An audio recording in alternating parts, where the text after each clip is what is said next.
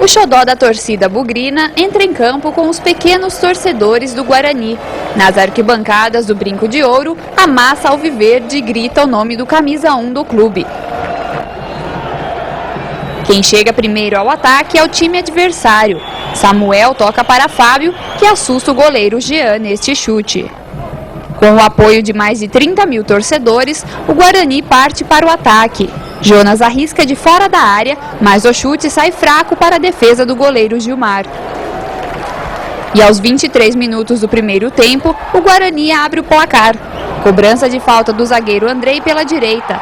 O goleiro Gilmar não segura e no rebote Rodrigo Sá marca. Bugre 1-0.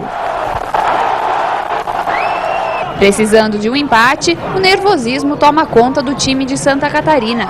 O meia Michel dá um soco na cabeça de Enio e é expulso de campo.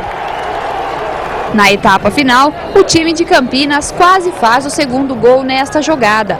Cruzamento de Enio para a cabeçada de Edmilson, a bola passa raspando a trave. Com o tempo correndo, o Avaí tenta igualar o marcador e chega com perigo ao gol de Jean. Na sequência, o Guarani pressiona o clube catarinense.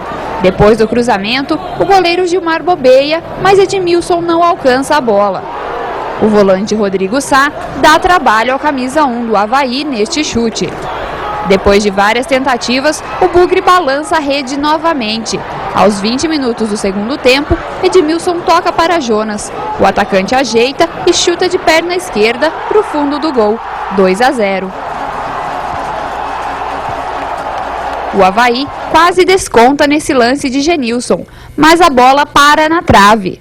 Final de jogo no Brinco de Ouro da Princesa. Guarani 2, Avaí 0. O Guarani terminou a primeira fase da Série B do Campeonato Brasileiro em terceiro lugar.